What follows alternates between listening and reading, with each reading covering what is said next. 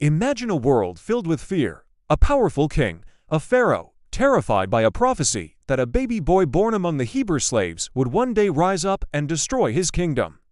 His decree was absolute and horrifying. Every newborn Hebrew boy must be thrown into the Nile River. Can you even imagine the heartbreak, the terror that gripped every family? Every cry of a newborn son was a death sentence. In the midst of this darkness, a woman named Jochebed gave birth to a beautiful baby boy. She couldn't bear to lose him. For 3 months, she hid him, her heart pounding with every tiny sound he made. Every coo, every cry was a risk that could lead to his discovery. The soldiers were everywhere, their ears tuned for the very thing she was trying to protect. The walls of her small home felt like they were closing in. She knew she couldn't hide him forever. With a heavy, aching heart, she came up with a desperate plan. She wove a small basket from papyrus reeds, sealing it with tar and pitch to make it waterproof.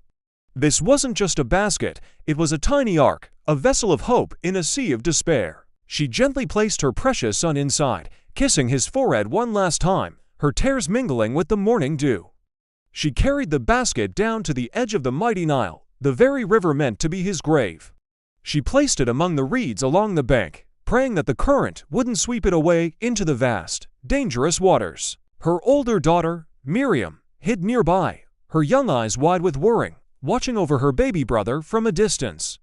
Every ripple in the water, every bird that flew by, must have sent a jolt of fear through her. Now, here's where the story takes an unbelievable turn. Who should come down to the river to bathe at that very spot? None other than Pharaoh's own daughter, the princess. As she and her attendants walked along the bank, she noticed the strange little basket floating among the reeds. Curiosity piqued, she sent one of her maids to retrieve it. When she opened the basket, she found the baby boy, crying. Her heart was instantly moved with compassion. She knew immediately this was one of the Hebrew children, a child condemned by her own father's cruel law. In that moment, she had a choice. She could follow the law, she could turn away, but she didn't. She saw a life, a helpless infant, and chose mercy. Seeing her chance, brave little Miriam stepped out from her hiding spot. She approached the princess and cleverly asked, "Shall I go and get one of the Hebrew women to nurse the baby for you?" The princess, holding the crying child, agreed at once. And who do you think Miriam brought back? Her own mother, Jochebed. Think about that for a second. The mother who had to give up her son to save him was now being paid by the royal family to care for him. She could hold him, feed him, and love him without fear, right under the nose of the very king who wanted him dead. It's a twist so perfect, it could only be orchestrated by a divine hand.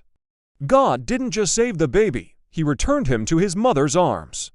The boy was named Moses, which means to draw out, because he was drawn out of the water. He grew up in the palace of Pharaoh, educated as a prince of Egypt, all while being secretly nurtured by his own mother. A slave boy, destined for death, was now living in the lap of luxury, being prepared for a future no one could have ever imagined. This incredible story shows that even in our darkest moments, when hope seems lost and we're surrounded by impossible circumstances, there is a plan at work. A plan of protection, of purpose, of unbelievable rescue. A tiny basket of reeds became a chariot of salvation, proving that faith, courage, and a mother's love can defy even the most powerful king. Thanks for watching. If this story moved you, please like, share, and subscribe for more.